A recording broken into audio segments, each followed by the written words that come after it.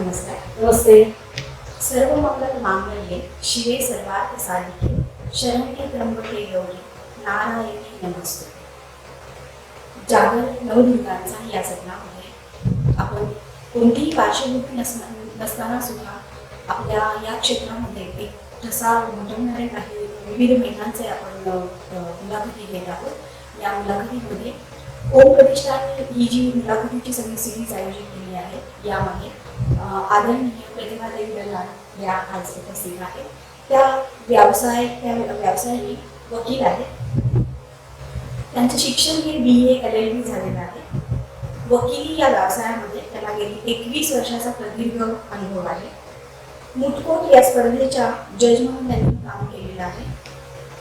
विविध सोशल कामामध्ये सामाजिक कामामध्ये त्यांनी आपला सहभाग वेळोवेळी नोंदवलेला आहे. आणि सगळ्यात महत्त्वाचं म्हणजे एक खेळाडू नॅशनल लेवलमध्ये स्टेट लेवलमध्ये त्यांना ॲथलेटिक्समध्ये पदक मिळालेलं आहे. यानंतर मी प्रतिभाताईंना त्यांच्या कार्याचा आढावा त्यांच्याच आपण तुम्ही ऐकूया. त्यांच्यासाठी पहिला प्रश्न, कायदेविषयी तज्ञ वकील होण्याचे आपण कधी ठरवले आणि तो आपला प्रवास कसा सुरू झाला? खरं तर खूप अवघड प्रश्न आहे हा, पण प्रयत्न करते मी उत्तर देण्याचा. मी ज्ञानप्रबोधिनी रमानगर विद्यालयाची विद्यार्थिनी आहे आणि 8वीत आम्हाला दीक्षाग्रहण हा कार्यक्रम असतो. खरं तर कार्यक्रम असा नाही म्हणता येणार, तोच एक संस्कार आहे. आणि त्याच्यात मग मला पुढे आयुष्यात काय करायचं आहे काय नाही करायचं याच्याबद्दलचं थोडंफार मार्गदर्शन केलेलं असतं. आणि त्यावेळेस मला एक असं वाटलं की आपल्याला महिलांचे प्रश्न सोडवायचे असतील तर मग महिलांचे प्रश्न सोडवण्याचे अनेक मार्ग आहेत. मग मी पोलीस म्हणून ठरवू शकते, मी सामाजिक संस्था एखादी नवीन स्थापन करून त्यातनं मार्ग काढू शकते किंवा सामाजिक संस्थेत काम करू शकते.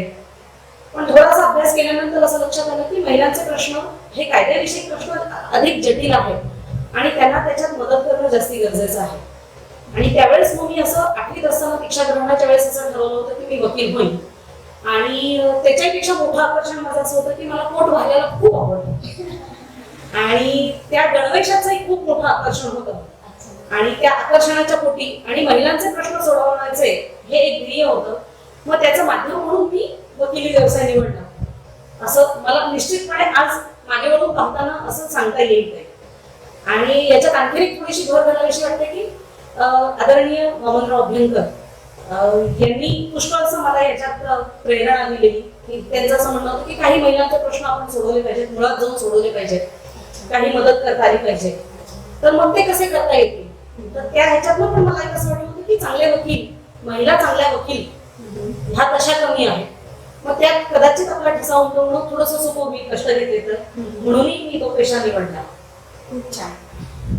महिलांसाठी झगडणाऱ्या, महिलांसाठी काम करणाऱ्या आणि महिलांसाठी न्याय मिळवून देणाऱ्या अशा प्रतिभाताई आज आपल्याला खूप छान मार्गदर्शन करत आहे. प्रतिभाताईंसाठी दुसरा प्रश्न, महिलांसाठी कायद्याने कोणते कोणते संरक्षण दिले आहे किंवा त्याबद्दल अजून आम्ही सामान्य नागरिक थोडेसे त्याच्यामध्ये काही भाग हा मला कायदेशीर गोष्टींचा माहीत नाहीये, कृपया आपण त्याच्याबद्दल मार्गदर्शन करा. महिलांसाठी संरक्षण देणारे अनेक कायदे आपल्याकडे पहिल्यापासूनच होते. आपल्याला त्याची माहिती नव्हती असं म्हणता येईल. पण नव्याने काही कायद्यांची जी भर पडलेली आहे त्यात मला असं वाटतं की घरगुती हिंसाचारापासून संरक्षणाचा कायदा जो 2005 साली आपल्याकडे पारित झाला, तर त्याच्या बाबतीत मला निश्चित म्हणून असं वाटतं की काही नव्याने त्याच्यात आपल्याकडे एक रेव्होल्युशनरी ऍक्ट म्हणून आपण त्याच्याकडे पाहूया. अनेक गोष्टी ज्या पूर्वी नमूद केलेल्या नव्हत्या त्या पहिल्यांदा त्याच्यात नमूद केल्या गेल्या. त्यातला नवीन काय असं जर विचारलं तर आपण फक्त घरगुती हिंसाचारापुरता विषय डोळ्यासमोर ठेवून विचार करूया. तर त्यात सगळ्यात पहिल्यांदा असं होतं की खूप वेळा घरगुती हिंसाचार झाल्यानंतर महिलाही घराच्या बाहेर पडायची आणि पुरुष घरात राहायचा. आजही तुम्ही बघा की महिलेला घराबाहेर काढलं जातं आणि घराबाहेर काढल्यानंतर मग ती महिला कुठे जाणार? तिला जर घरातनं जर कुठलंही संरक्षण नसेल, इतर नातेवाईकांचा पाठिंबा नसेल, तिच्या पाठीशी कुणी नसेल, तर मग ती कुठल्या तरी शेल्टर होम मध्ये जाते किंवा PG म्हणून कुठेतरी राहते. पण तिच्या घरावरचं डोक्यावरचं छप्पर हे निघून जातं. तर ह्या कायद्याने मला असं वाटतं की संरक्षण कुठलं दिलं तर सगळ्यात महत्वाचं संरक्षण असं दिलं की महिलेचं छप्पर सुरक्षित केलं.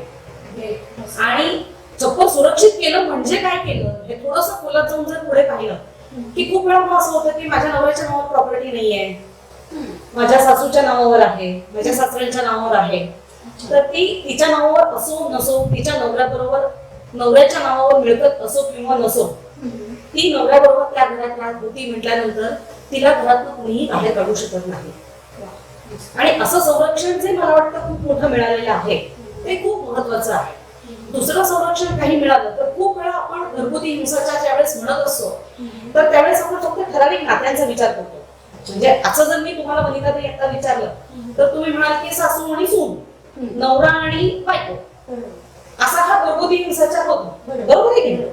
पण हा हिंसाचाराचा कायदा जर तुम्ही वाचला तर त्यात असं आहे की बहिणीला भावाने त्रास दिलेला आहे, वडिलांनी मुलीला त्रास दिलेला आहे, कुठल्याही घरातल्या पुरुषांनी जो आपल्या घरगुती संबंधातला आहे त्यांनी महिलेवर कुठलाही अत्याचार केला तर त्याचं संरक्षण या कायद्याने केलेलं आहे.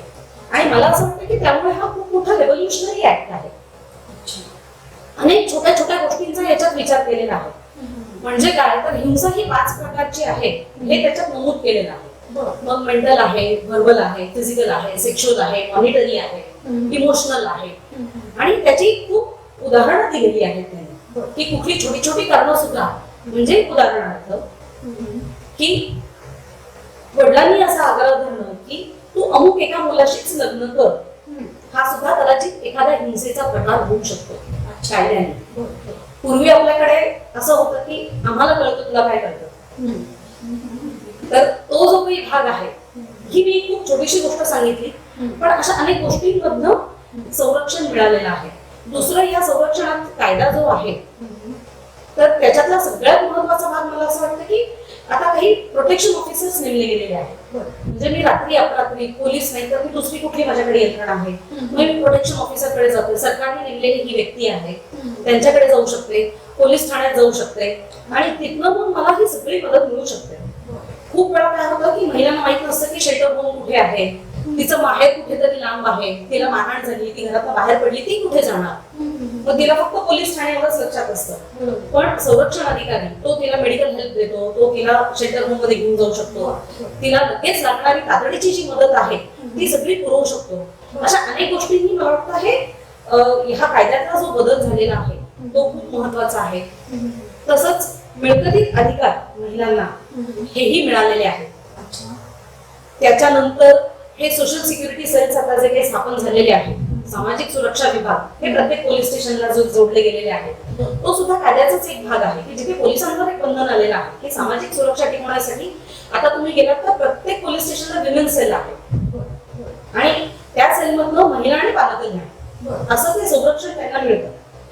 तर कायद्याने ह्या ज्या काही सगळ्या नवीन आल्या त्याच्यानंतर आणखीनही आहे की कामाच्या ठिकाणी महिलेवर होणारे लैंगिक अत्याचार जे होतात तर पूर्वी त्याच्याबद्दलचा आपल्याकडे कुठलाच कायदा नव्हता. पण एका सुप्रीम कोर्टाच्या जजमेंटनी तो कायदा अस्तित्वात आला, नव्याने कायदा तयार करण्यात आला आणि लैंगिक अत्याचार जर कामाच्या ठिकाणी होत असतील तर त्याच्याबद्दल काय करूया, sexual harassment at work place, तर असे अनेक पद्धतीने संरक्षण हे आता महिलांना मिळालेलं आहे. खूप वेळा असं होतं की काही महिला विचारतात की हा संरक्षण कायदा आमच्या घरात लागू होईल का, तर आपल्याला जी माहिती नसते त्यातली एक छोटीशी गोष्ट मी तुम्हाला फक्त सांगते की आमच्या घरात काम करायला बाई येते, मग माझी फॅक्टरी नाहीये पण माझ्या घरात बाई येते, हे माझं जरी घर असलं तरी कामवाल्या बाईचं ते कामाचं ठिकाण आहे. त्यामुळे तिच्यावर जर कुठला अत्याचार घरात झाला तर तिलाही दाद मागता येते. तर हे जे काही नवीन कायदे आहेत ऑर्गनाइज्ड आणि अनऑर्गनाइज्ड सेक्टर दोन्ही लोकांसाठी, तर मला असं वाटतं अनेक गोष्टींमधून संरक्षण हे महिलांना मिळालेलं आहे. पण हे सगळं करत असताना आपण एक गोष्ट निश्चित लक्षात ठेवायला पाहिजे की कायद्याने आपल्याला संरक्षण दिलेलं आहे पण म्हणून कायद्याचा गैरवापर करून आपल्याला चालणार नाही. कारण हे सगळं करत असताना एक अशी एक धारणा झालेली आहे की सगळे कायदे महिलांच्या बाजूने आहे. हे करत असताना एक लक्षात ठेवायला पाहिजे की पुराव्याचा कायदा हा स्त्री आणि पुरुष सगळ्यांना सारखाच आहे. त्यामुळे माझ्यावर जर हिंसाचार झाला तर तो मला सिद्ध करता आला पाहिजे, मला पुरावे देता आले पाहिजे, तर मी तो हिंसाचार सिद्ध करू शकते, माझ्यावरचा लैंगिक अत्याचार सिद्ध करू शकते. त्यामुळे नेहमी म्हणताना मी अशी म्हणते की आपल्याला दरवाजे उघडून दिलेले आहेत अनेक दरवाजे आहेत. पुरुषांना 2 दरवाजे असतील तर महिलांसाठी 10 दरवाजे आहेत. पण पुराव्याचा कायदा मात्र एकाच आहे, तो सगळ्यांना सारखा लागू होतो. त्याचं मात्र भान आपण सगळ्यांनी ठेवलं पाहिजे. अरे वा, मस्त. कायद्याच्या अवघड भाषा खरं तर बघायला गेलं तर आम्हाला सामान्य लोकांना नाही लवकर लक्षात येत, पण आज प्रतिभाताई खूप सोप्या भाषेमध्ये आम्हाला हे सगळं समजून घेतलंय, त्याच्यामुळे खूप माहिती मिळाल्यासारखं वाटतंय. आणि दुसरी महत्वाची गोष्ट म्हणजे जसं हे 100 नंबर हा पोलीस स्टेशन अशा पद्धतीचं काही नंबर आहे का मग, जो तुम्ही मगाशी महिलांसाठी एक ऑफिसर नेमलेला आहे, संरक्षण ऑफिसर, तर असा काही नंबर पण आहे की का? त्या जिल्हा परिषदेच्या अंडर ते येतात, हेल्पलाईन्स असतात त्या. हां, हां. आणि 100 नंबरनी पण तुम्हाला ती मदत होते. मिळू होते. शकते. Yes. अच्छा, धन्यवाद ताई. तुम्ही रोजच दुसऱ्यांचे प्रॉब्लेम्स, वकिली पेशा म्हणजे रोज दुसऱ्यांचे प्रॉब्लेम्स ऐकणं हा एक भाग आहे.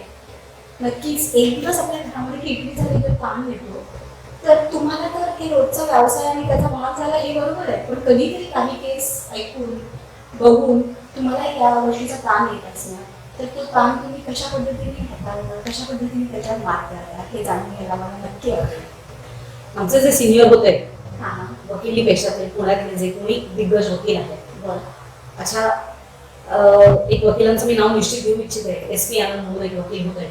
बरं. आणि त्यांनी आम्हाला खूप छान एक वाक्य सांगितलं होतं हम्म. की वकिली पेशात do not identify yourself with the brief. Okay.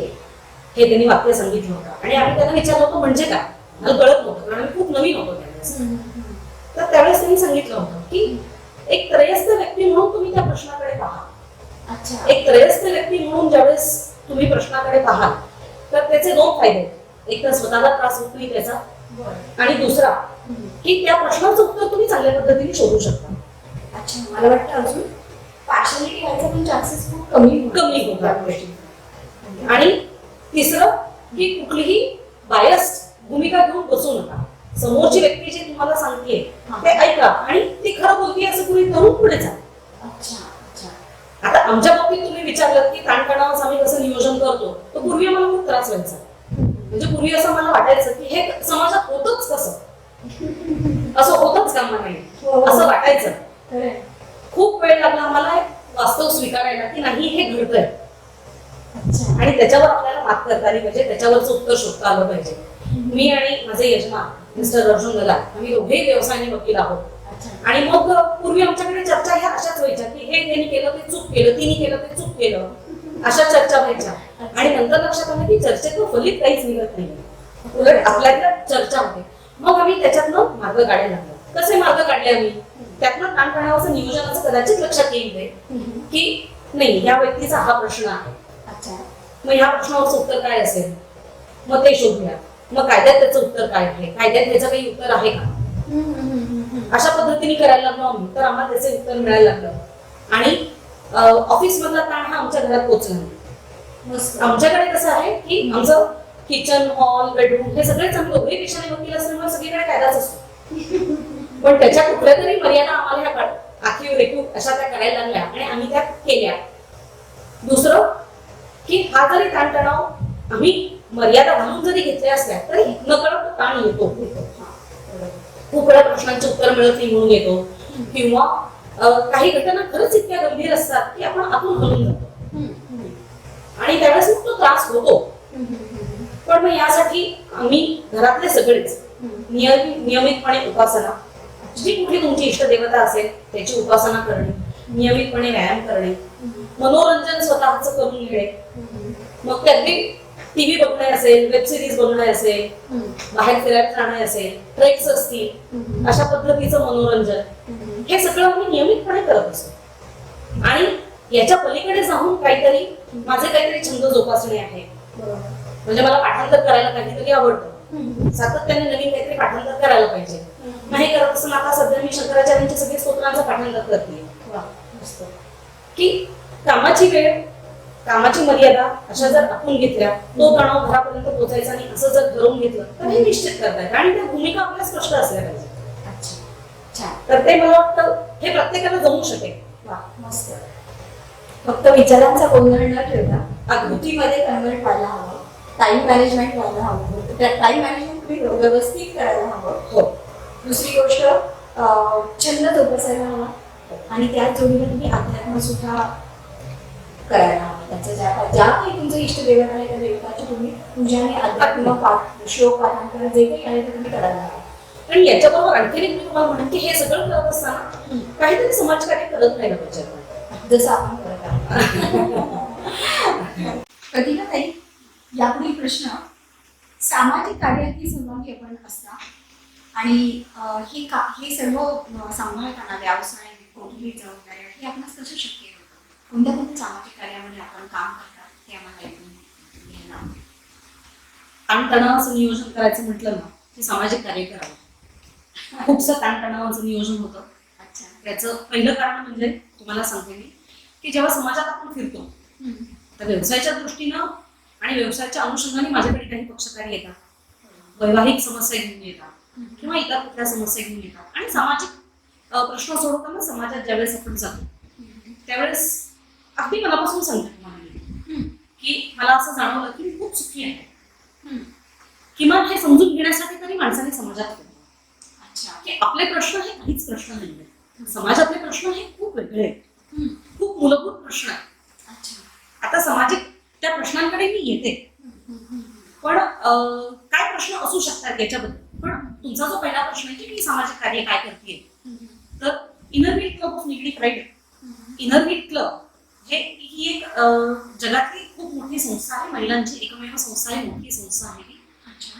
फक्त महिलांसाठी आहे. महिलांसाठी असं नाही म्हणणार, समाजासाठी चालवलेली, पण महिलांनी चालवलेली अशी ती संस्था आहे. जगभरात त्याच्या अनेक शाखा आहेत. तर त्याची मी माझी अध्यक्ष म्हणून आहे. तर त्याच्या इनरव्हीलच्या माध्यमातून मी अनेक कामं केली. त्याच्यानंतर ज्ञानप्रबोधिनीच्या माध्यमातून माझी आजही कामं अजूनही चालू आहेत. ज्ञानप्रबोधिनीची मी माझी विद्यार्थिनी आहे. माझा मुलगाही ज्ञानप्रबोधिनीत जातो आणि ज्ञानप्रबोधिनीचं एकूण वैचारिक विचारधारा ही मला खूप आवडते.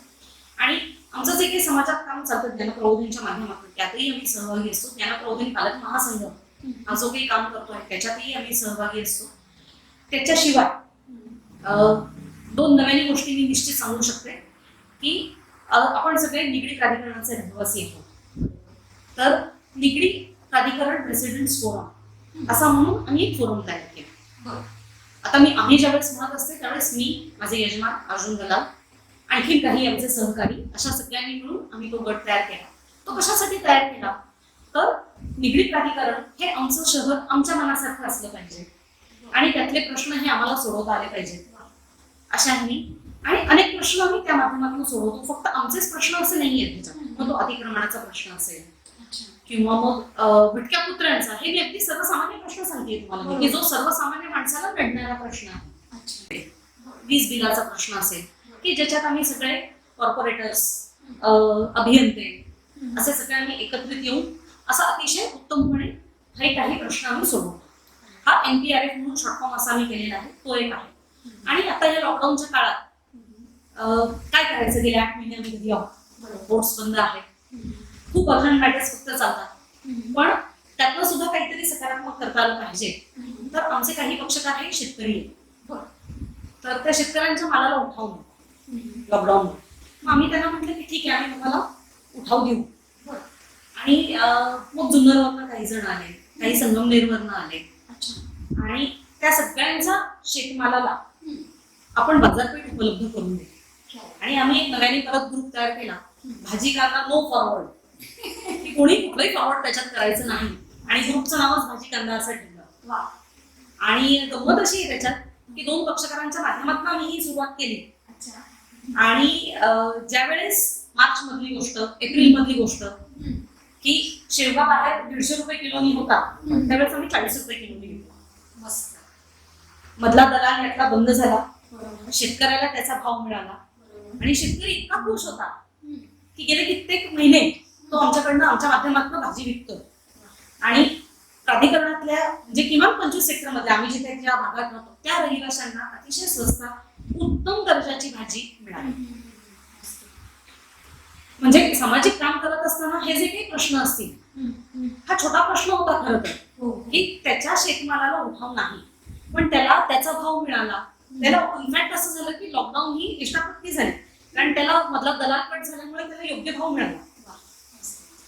आणि त्यातनं पुढे आणखीन काय झालं तर ह्या आमच्या गटातनं म्हणजे आज जवळ 200च्या वर त्याचे सभासद आहेत. त्या गटातनं अनेक नवीन नवीन लोकांनी स्वतःचे व्यवसाय सुरू केले.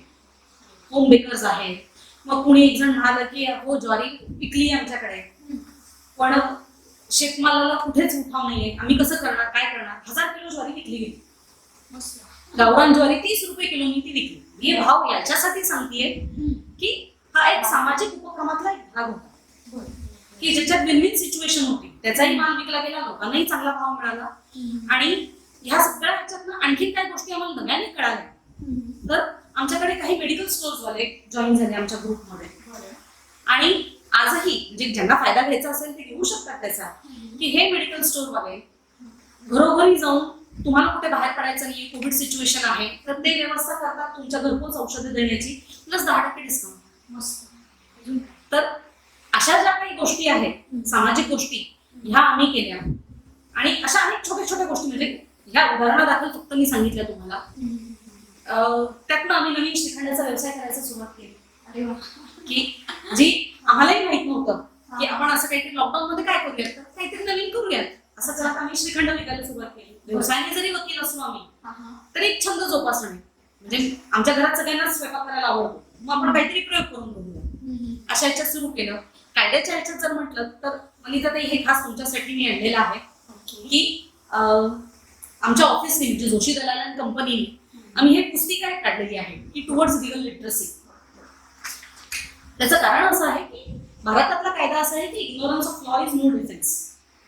म्हणजे तुम्हाला कायदा माहित नाही हा तुमचा बचाव होऊ शकत नाही. याचाच अर्थ असा आहे की प्रत्येकाला कायदा माहित आहे असं गृहीत धरलं जातं, पण कायद्याचं शिक्षण नाही. मग कायद्याचं शिक्षण कसं करूया, मग त्यासाठी आम्ही काही छोट्या छोट्या पुस्तिका छापण्याचं ठरवलं. आणि आम्ही ही पुस्तिका छापली. आता सध्या ही पहिली पुस्तिका जी आम्ही छापली ती फक्त महिलांच्या कायद्यांपुरती आहे, पण सर्वसामान्यांसाठी कायद्यांची पुस्तिका छापणं हाही आमचा एक मनोदय आहे. आणि हे एक सामाजिक काम आहे की ज्यातनं प्रत्येकाला कळेल की माझ्या जबाबदाऱ्या काय आहेत, माझे हक्क काय आहेत, माझे अधिकार काय आहेत. असंच आहे. व्याख्यानांच्या माध्यमातून ही जनजागृती आम्ही करत असतो, कायद्याची जनजागृती.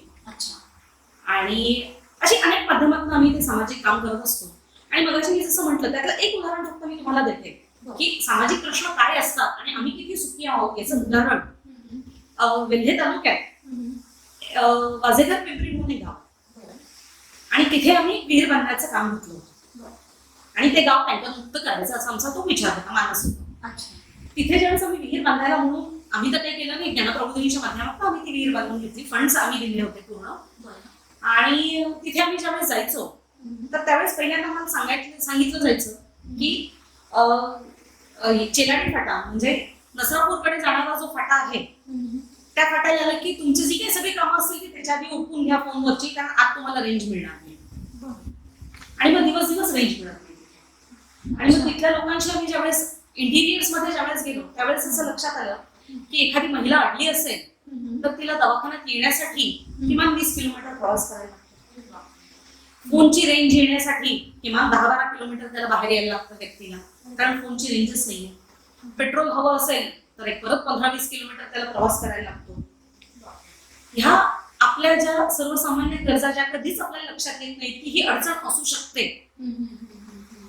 त्या अडचणी तिथे पाहिल्यानंतर असं लक्षात येतं की नाही, एक दिवस मला नेटचं नाही कनेक्शन मिळालं तरी चालू शकतंय, कारण तिथे दिवसेंदिवस मिळत नाही, तिथे संपर्कच नाहीये काही. अजूनही आम्ही कुठल्या जमान्यात राहतो असा तो प्रश्न येतो. त्यामुळे मला असं वाटतं की प्रत्येकाने थोडंफार का होईना पण सामाजिक कार्य करावं, ज्यातनं किमान याची जाणीव होईल की मी सुखी आहे. त्यासाठी कधी का होईना पण करा सामाजिक काम. आतापर्यंत जे वाचन झालं त्याच्यामध्ये तुम्हाला जर खूप यशस्वी व्हायचं असेल, ताणतणाव घालवायचा असेल तर तुम्ही वेगळे वेगळे प्रयोग करून बघा, अशी बरीचशी काही उदाहरणं ऐकायला मिळालेली आहे. पण सामाजिक कार्य त्याच्या जोडीला करा हा जे नवीन नवीन मंत्र तुमच्याकडून मिळालेला आहे. धन्यवाद ताई. हे सर्व करत असताना आपण कौटुंबिक जबाबदाऱ्या कशा पद्धतीने पार पाडता? कौटुंबिक जबाबदाऱ्या मला घरातल्या सगळ्यांचं सहकार्य खूप चांगलं मिळतं. आम्ही दोघेही व्यवसायाने वकील असल्यामुळे वकिली व्यवसायातले येणारे ताणतणाव अडचणी ह्या दोघांनाही चांगल्या माहिती आहेत. आमच्या मुलालाही त्याची आता सवय झालेली आहे. आणि त्यामुळे ते होतं.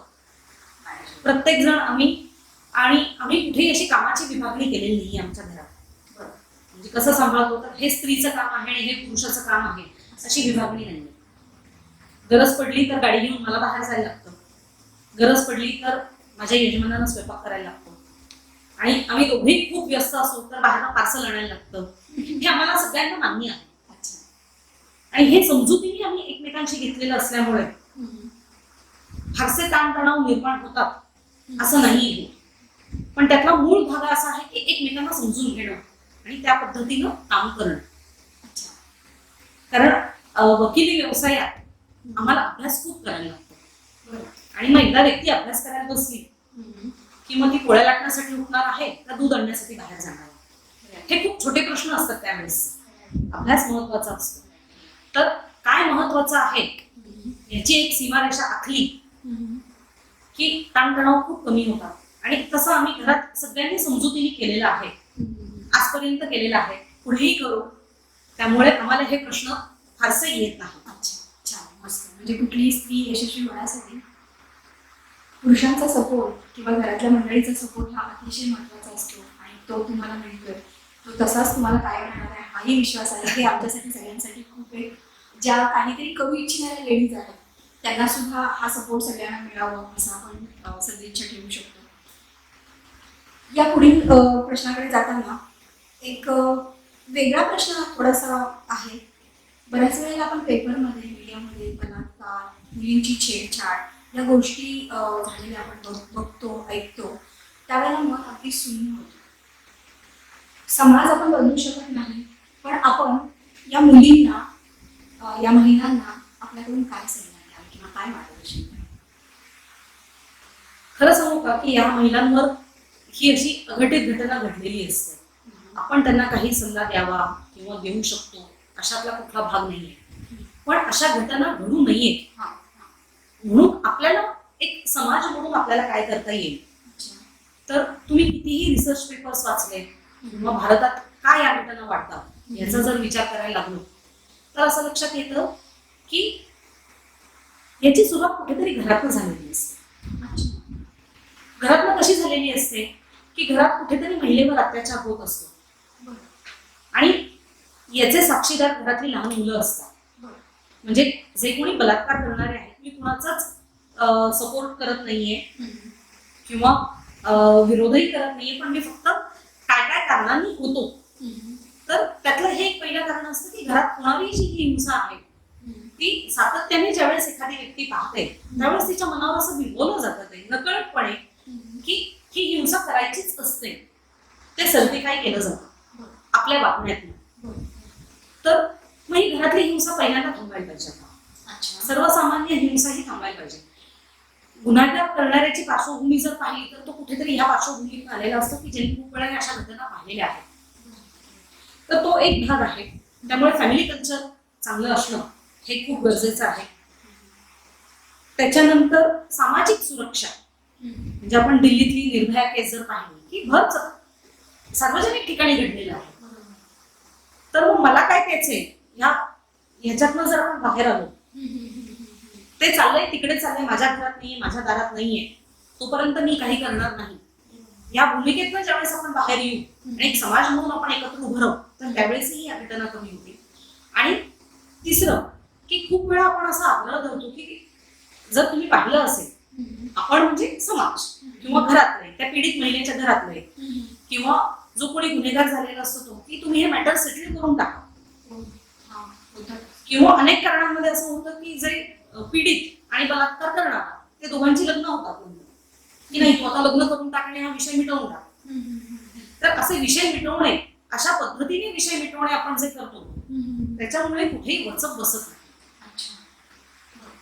तर मला असं वाटतं की ह्या ज्या गोष्टी आहेत म्हणजे पहिल्यांदा एक तर कुटुंबातही सुरुवात व्हायला पाहिजे की स्त्री सन्मान. तर आज आपण जो जागर स्त्री शक्तीचा करतो आहोत तर त्याच्यात माझ्या घरातल्या प्रत्येक स्त्रीला मी सन्मानाने वागवेन. त्याच्याच बरोबर स्त्रीचीही तितकी जबाबदारी आहे की मला सन्मानाने वागवलं पाहिजे अशी माझी वागणूक आहे. असं ते दोन्ही आहे. म्हणजे घरात ज्यावेळेस आपण राहतो त्यावेळेस ते कॉम्प्लिमेंटरी आणि सप्लिमेंटरी असलं पाहिजे.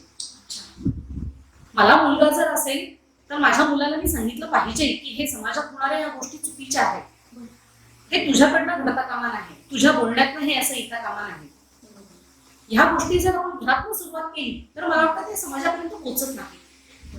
आणि मुलींना जो स्वातंत्र्य मिळतोय त्या स्वातंत्र्याचा सोयराचारही त्यांनी करून म्हणजे अनेक गोष्टींमध्ये आता ह्या मुद्द्यांवर खरं तर जायचं नाहीये, पण निश्चित मला वाटतं एक सांगावं असं वाटतं ह्याच्यात की आज मी व्यवसायाने वकील आहे, तर मी ज्यावेळेस कोर्टात जाते त्यावेळेस माझी अशी अपेक्षा असते की सगळ्यांनी माझ्याकडे वकील म्हणून पाहावं. माझ्याकडे वकील म्हणून पाहावं म्हणजे काय नक्की पाहावं की माझा युनिफॉर्म चांगला आहे, मी व्यवस्थित बोलतीये, माझा अभ्यास आहे.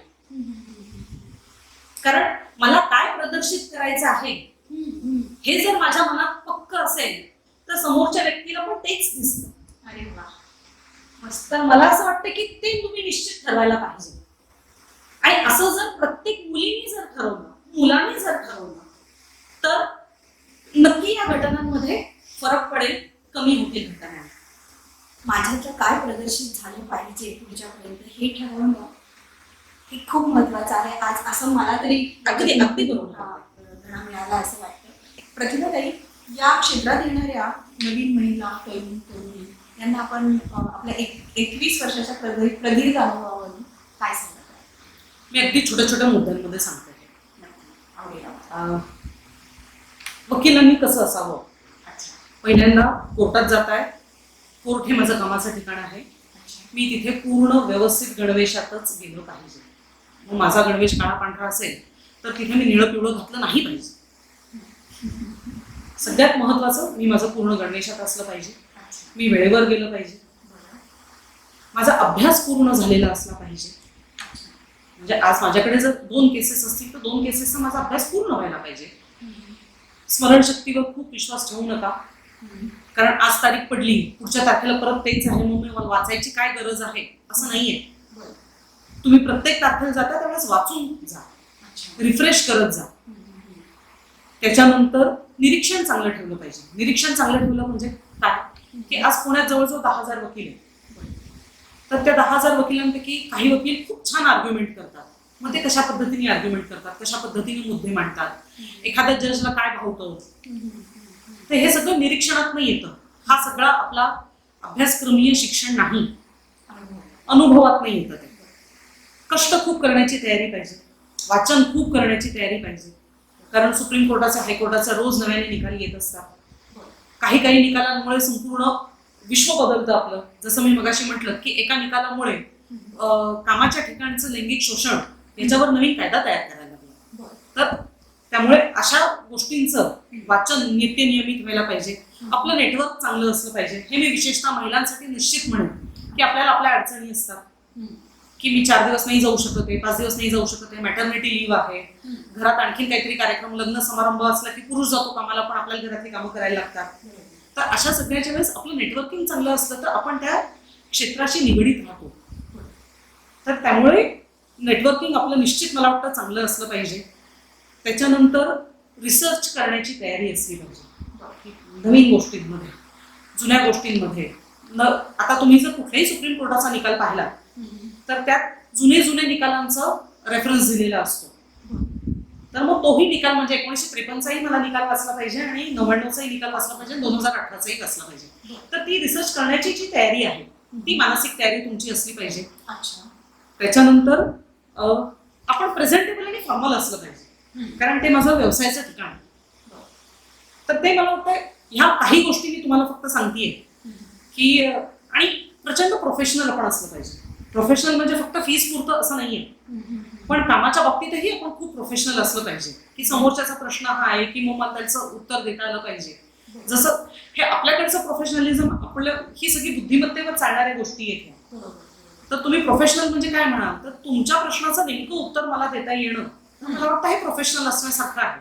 आणि त्यासाठी लागणाऱ्या ज्या काही अनुषंगिक गोष्टी आहेत त्या सगळ्या आपल्याला ठामपणे व्यवस्थित करता आल्या पाहिजे. म्हणजे इंटलेक्च्युअल लेवलही आपली असली उत्तम असली पाहिजे. कष्ट करण्याची तयारी पाहिजे. कष्ट करण्याची तयारी असेल तर इंटलेक्च्युअल लेवल निश्चित वाढते. म्हणजे आज एखादे ऍव्हरेज वकील असेल तर तो कष्ट करण्याने खूप चांगला वकील होऊ शकतो. निरीक्षण चांगलं असलं पाहिजे, वाचन असलं पाहिजे. ह्या सगळ्या जर गोष्टी असल्या आणि ह्या गरजेच्या आहेत, याला काही ऑप्शन नाही. बरं. ह्या सगळ्या एकत्रितच आहेत, तर तुम्ही यशस्वी वकील किंवा कुठल्याही क्षेत्रात यशस्वी होऊ शकता. फक्त डिग्री घेऊन नाही चालणार, तर यशासाठी प्रतिभाताईंनी जे सांगितलेले आज मंत्र आहेत ते जर आपण फॉलो केले तर नक्की तुम्ही तुमच्या क्षेत्रामध्ये यशस्वी होणार, हा विश्वास आज जाणवतो आहे. म्हणजे मी तुम्हाला आणखी एक थोडीशी भर घालते त्याच्यात वनिता ताई, की असं आहे की जजेस ही सुद्धा माणसं आहेत तिथे बसलेली. एखाद दिवशी तो सुद्धा काहीतरी रागावलेला असतो, चिडलेला असतो. आपण सुद्धा घरात काही वेळेस रागावलेले असतो, चिडलेला असतो. कुठेतरी मानसशास्त्राचा अभ्यासही वकिलांनी करायला पाहिजे. पक्षकाराशी आपण बोलत असतो, त्याचंही मानसशास्त्र आपल्याला समजून घेता आलं पाहिजे. तर हे सगळं करत असताना अभ्यासक्रमीय शिक्षणात नसतं, पण मानसशास्त्र जर शिकून घेतलं तर आपल्या पक्षकाराला न्याय मिळवणं खूप सोपं जातं. तर तोही अभ्यास वकिलांनी करावा. म्हणजे ह्याच्यामध्ये जोड अशी सांगाल की मानसशास्त्राचाही अभ्यास गरजेचा हो. नक्कीच. ओम प्रतिष्ठान आयोजित जागर नवदुर्गांचा या माध्यमातून मुलाखत पाहणाऱ्या समस्त महिला वर्गांसाठी आपण शेवटचा काय सल्ला द्याल? मी काही खूप मोठी नाही आहे सल्ला देणारी. आतापर्यंत जे काही तुमचा प्रवास आम्ही पाहिलेला आहे आणि जो अभ्यास आता इतर वेळेला तर आपण एक मैत्रीण म्हणून भेटतो, पण आज जो अभ्यास बघून वाटते की किती तुमची व्यवसायामध्ये उच्च तुम्ही उंची गाठलेली आहे आणि त्या अभ्यासावरून तुम्ही जे मार्गदर्शन कराल ते खरंच आमच्यासाठी मोलाचं असेल. मी व्यवसायाच्या दृष्टीनं मी असं नाही म्हणणार, पण मी फक्त निश्चित असं म्हणेन की आम्ही सामाजिक कार्य थोडंफार केलेलं आहे, व्यवसाय करतो आहोत, कुटुंब सांभाळतो आहोत. हे सगळं करत असताना प्रत्येक भूमिका ही आम्ही कंपार्टमेंटलाइज केली. म्हणजे मी आईच्या भूमिकेत ज्यावेळेस असते त्यावेळेस मी आईच्याच भूमिकेत असते. मी तिथे माझं वकिली शिक्षण बाहेर काढत नाही, कारण मग ते त्या नात्याच्या पलीकडे जातं. आज मी तुमच्याशी बोलतीये तर तुम्ही माझी मैत्रीण आहात. तिथे परत माझं वकिलीचं शिक्षण नाही उपयोगाचं, तिथे मला मैत्रीण म्हणूनच राहावं लागणार. पती पत्नी म्हणून राहत असताना त्या त्या भूमिकांमध्ये मला असं वाटतं की आपण रमलो आणि आपली भूमिका समजून घेऊन आपण राहिलो तर सामाजिक शांतता ही सहजतेने प्रस्थापित होते. आपल्याकडे खूप वेळा आपण भूमिकांची खूप उलथापालत करत असतो, आणि उलथापालत करत असतो म्हणजे काय, प्रत्येक ठिकाणी आपण एकाच भूमिकेतनं वागत असतो. आणि असा कधीतरी एकदा अभ्यास करून बघा, म्हणजे गंमत म्हणून करून बघा की तुम्हाला काय वाटतं माझ्याबद्दल. असं जर विचारलं आपण म्हणतो तुमच्या बोलण्यात सारखं वकिली बोलण्यासारखं वाटतं का, नाही असं, मग ते असं लक्षात आलं की मी माझ्या मैत्रिणीबरोबर असं मैत्रीण म्हणून राहिलं पाहिजे. प्रत्येक ठिकाणी मी घरात आई आहे, घरात ज्येष्ठ आहे म्हणून सगळीकडे मी सल्लाच दिला पाहिजे असं नाहीये. कधीतरी ऐकणाऱ्याच्या भूमिकेत मी असलं पाहिजे. आणि ह्या सगळ्याच्या पलीकडे जाऊन मी असं म्हणते की एक कुटुंब म्हणून आपण एकत्रित राहता येणं हे खूप गरजेचं आहे. आणि कुटुंब म्हणून राहत असताना पती पत्नी, सासू सासरे, आई वडील हे सगळे एकमेकांना कॉम्प्लिमेंटरी आणि सप्लिमेंटरी असतात. तर सल्ला आधारस्तंभ असतो तो. तर मला असं वाटतं की निश्चितपणे आपल्या कुटुंबाला आपण सांभाळलं पाहिजे, कुटुंब व्यवस्था टिकवली पाहिजे आणि आपापल्या भूमिकेच्या अशा मर्यादा आखून घेतल्या आणि त्या भूमिकांमध्ये जर आपण काम केलं तर अधिक चांगलं होईल. तर तशा भूमिका आपण निभावूयात. धन्यवाद ताई. खूप मला असं वाटलं व्यावसायिक वकिली शिक्षणाबरोबर मानसशास्त्राचा सुद्धा खूप गाढा अभ्यास झाल्यासारखं शेवटच्या उत्तरातून आम्हाला उत्तर मिळते. आपण ओम प्रतिष्ठानच्या जागर नवदुर्गांचा या क्षेत्रामध्ये या व्याख्यानमालेमध्ये येऊन आपण खूप मोलाचं मार्गदर्शन केलं, त्याबद्दल खूप खूप आभार.